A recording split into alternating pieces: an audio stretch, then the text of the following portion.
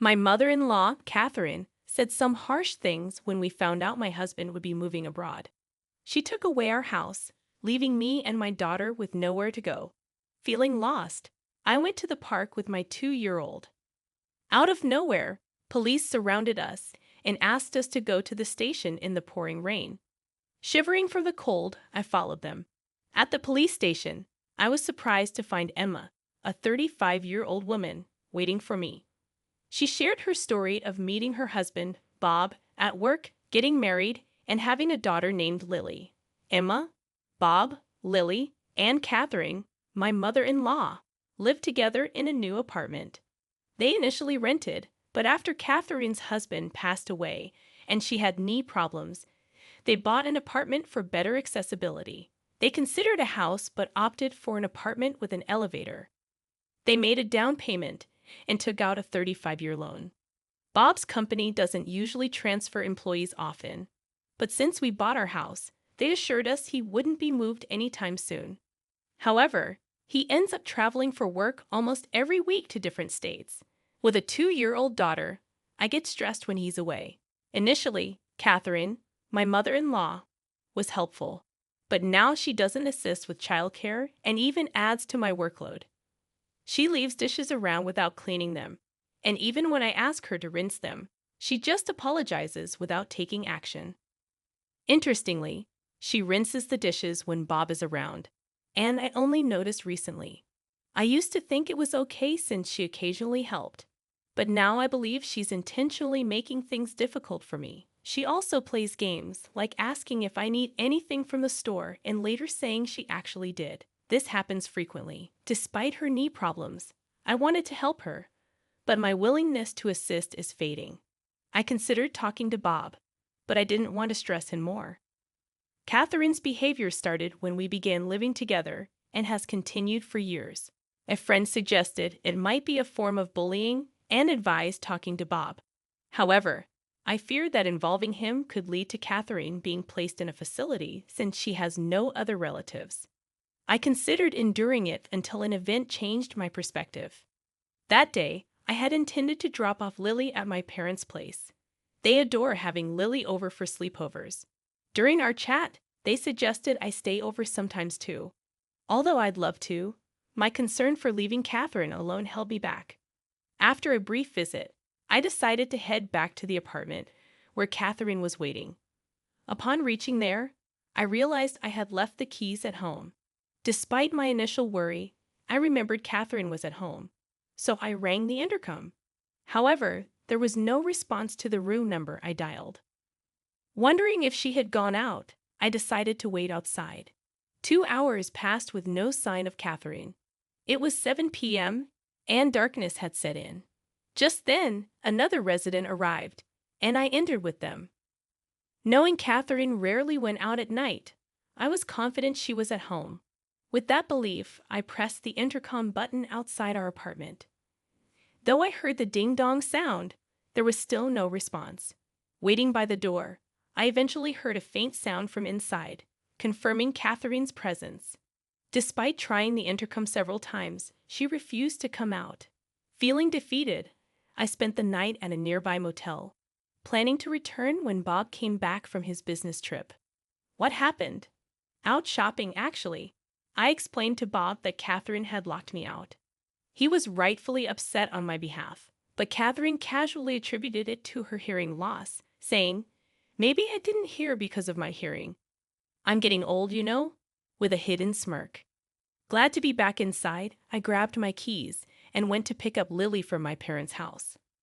When I discussed the situation with them, they offered support, saying, "Sounds like she's giving you a hard time. If it becomes too much, you're always welcome back here. Remember, you're our precious daughter." Their comforting words brought tears, but I quickly wiped them away in front of Lily and headed home. Things were quiet with Catherine for a while, but suddenly, Bob's permanent international transfer was confirmed. Despite just buying a place, he asked, "What do you think about staying in the U.S.? Can you handle living with my mom?" Unable to answer immediately, considering potential stress for Lily, I eventually decided it would be best for us to stay in the U.S. Shortly after this decision, Bob had to leave for Europe.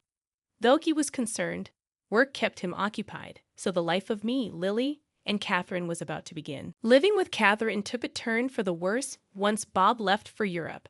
Her attitude changed drastically. On a stormy day, Catherine surprised me with a bombshell. "Now that Bob's gone, wouldn't it be better if you and Lily move out?" Shocked, I asked for clarification, but she insisted. "I'll take over. I can't relax with strangers in the house. Please leave right now." I couldn't believe her audacity.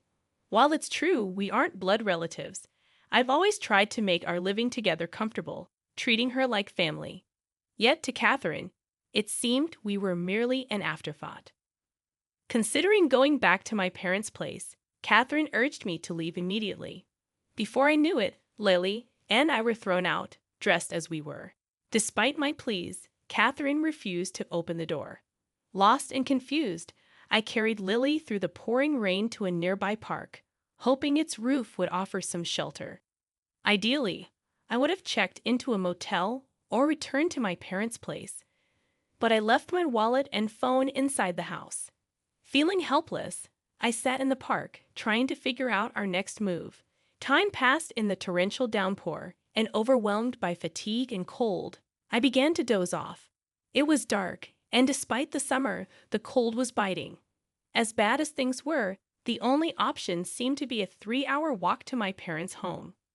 While pondering our situation, I noticed 2 distant lights approaching through the rain. Despite the obscured visibility, I could tell they were police officers. Hoping for help, one of them called out, "Are you Enma? And is this little one Lily?" Surprised they knew our names, I weakly confirmed, "Yes, that's us." The officer then requested, "Please come to the station with us." Perplexed, I questioned, "Why the police station?" Unsure if something was wrong, I complied as they urged Lily and me into the patrol car. We were freezing, but the officers had brought large towels and assured us, "You might need these. We've got spare clothes at the station for you." Curious about how they knew about us and the reason for heading to the police station, I asked, "How did you know where to find us?" Their response was, "We'll explain everything once we're back at the station. For now, just try to relax." Exhausted, I soon dozed off and woke up to find we had arrived at the police station. Inside, to my surprise, I saw Catherine and my uncle. "Uncle, what are you doing here?" He explained that Bob had contacted him. "Bob suspected you might be having issues with his mom, and since he's abroad, he wanted me to keep an eye on things for him." My uncle shared that Bob had talked to him about this issue previously, asking him to keep an eye on things since he couldn't be there himself due to being overseas. He had seen us in the rain earlier and considered taking us in, but Catherine's extreme behavior prompted him to report it to the police. That's how the officers knew our location and came to our aid. Catherine, sitting on a sofa at the police station, glared at me, seemingly unaware of the reason for her presence. She argued, "Why do I have to be here? I have a bad knee. If Bob were here, this wouldn't be happening." Despite her protests, the situation arose from Bob seeking my uncle's help. In discussions with the police, the possibility of legal implications emerged, leading to the suggestion that I consider hiring an attorney. Catherine dismissed it, saying, "An attorney? That's an overreaction. I just locked the door, that's all. I didn't do anything else." My uncle defended us, highlighting the severity of Catherine throwing us out in torrential rain. He asserted that, in fact, I was the rightful owner of the house. Catherine believed Bob was the owner, but she was mistaken. My uncle, running a real estate business, had arranged a great deal on a condo for us, recommended by Bob. The property was put under my name, a decision I had been indifferent about initially but now appreciated. Following my uncle's counsel, I opted to hire a lawyer. The legal expert conveyed that evicting Catherine would pose challenges, suggesting that placing her in a care facility might be the most feasible solution. Upon learning this, I promptly called Bob to provide an update. Bob, caught off guard by the escalation of the issue, expressed his desire to return from Japan for a thorough discussion. He mentioned considering the option of placing Catherine in a facility. Unaware of these developments, Catherine, still at the police station, casually snacked on crackers. Unable to return home with her, I decided to seek refuge at my parents' place until Bob's return. With Bob expected back in a week, I had some time to contemplate our next steps. If Bob didn't stand by me, divorce seemed like the only recourse. Regret lingered, wishing I had sought advice sooner. A week later, Bob returned from Europe, and I moved back home from my parents' place. Due to the urgency of his return, Bob had limited time in Japan before going back to Europe, so we needed to discuss our next steps. I heard some things from Emma's uncle. Is all of that true? Catherine stubbornly denied any wrongdoing, claiming it was all lies and that I was plotting to evict her. Surprisingly, Bob, who should have supported me, seemed inclined to consider Catherine's perspective. Do you have any evidence to prove Emma's plotting something? He asked Catherine. Evidence? Of course not, she replied. Bob then turned to me, asking if I had any evidence. Being busy with work, I hadn't been able to keep a close eye on things, but I handed Bob a voice recorder I had with me. What's this? When Bob played it, he heard recordings of Catherine not only evicting me, but also frequently berating me, calling me a worthless wife. In response, Catherine quickly defended herself, claiming it was taken out of context. Despite Catherine's attempt to downplay her actions, a barrage of recorded verbal abuses played from the voice recorder, revealing numerous instances, some of which weren't even captured. Bob's hand, holding the voice recorder, trembled with tension and anger. Catherine, looking guilt-ridden, claimed, "Everyone has their moments, right? I was just frustrated at that time, but it was just this once." However, the evidence spoke volumes. When Bob questioned her, she remained silent, and as he asserted the need to protect me and Lily, Catherine, probably witnessing this side of Bob for the first time, appeared frightened and speechless. Discussions continued until Bob's return to Europe. I made it clear that I couldn't continue living with Catherine, especially with Lily in the picture, and Bob seemed to share my sentiment, leaning towards placing Catherine in a care facility. However, Catherine strongly opposed the idea, complicating the discussions. Despite her resistance, I decided to sell the house. You can't stay here anymore. If you don't want the facility, you'll need to find another place. Catherine resisted, refusing to allow the sale of the house, but it was a tough decision to accommodate. Lily and I had resolved to move to Europe, a choice influenced by Bob's regret for not being more present for his family. Though hesitant about living abroad, knowing Bob would be with us provided reassurance. Additionally, Lily, being only 2 years old, would benefit from practicing her communication skills in Europe. Therefore, selling the condo, which still had a mortgage, became the only viable option. Leaving it as it was meant Catherine would have to cover the mortgage, an unrealistic expectation given her fixed income. Considering her future needs, someone should be available to assist her.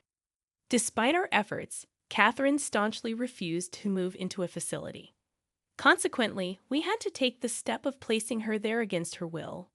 I'm sorry, but I've got to head back to Europe. Could you handle any required procedures here? Bob inquired before his departure. With assistance from those around me, I successfully completed the necessary steps for Catherine's admission into the facility. The facility staff kept me informed about her condition, and unfortunately, she wasn't faring well. It would have been different if she were just feeling down, but it appeared she was causing trouble for others in the facility. Before leaving for Europe, I visited her to check on her well-being. However, she lashed out, exclaiming, "What's the big idea? Why have you locked me up in this place?" Her frustrations extended to the staff, complaining about the food, discomfort of the beds, and snide remarks from other residents. When I apologized to the staff, they were understanding. "It's all good," one of them reassured me. "We encounter this behavior often. Leave it to us. We'll keep you updated, and if anything arises, we'll give you a call, so don't worry." Despite enduring harassment from Catherine during our time living together, I couldn't shake off my worries as I headed to Europe. Upon reaching Paris, Bob greeted me at the airport, and we made our way to the apartment we had rented. While it's true that rents in Paris are often higher than in Texas, Bob's housing allowance from the company proved fortunate, allowing us to find a spacious and affordable place. Our neighbors in the building have been incredibly friendly and kind, even though my French isn't fluent. Just yesterday, a neighbor shared wine and cheese, and I reciprocated with some mac and cheese. Meanwhile, I'm gradually learning French alongside my daughter Lily, recognizing the limitations of self-study. I've also enrolled in a language school where I've made friends with fellow Americans new to France. Life in Paris is truly enjoyable. Back in the States, my constant concern for Catherine often hindered my enjoyment during outings with friends. However, here in Paris, I can savor leisurely lunches without such worries. The only current concern is Lily, who is still too young for kindergarten. Typically, children here start kindergarten at 5, so I hope Lily picks up enough French by then. Thankfully, she seems to be catching on quickly. Once Lily starts preschool, I'm contemplating getting a job.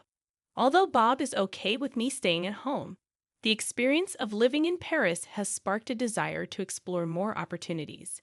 Making friends with a waitress at a nearby cafe, I learned there might be a job opportunity there.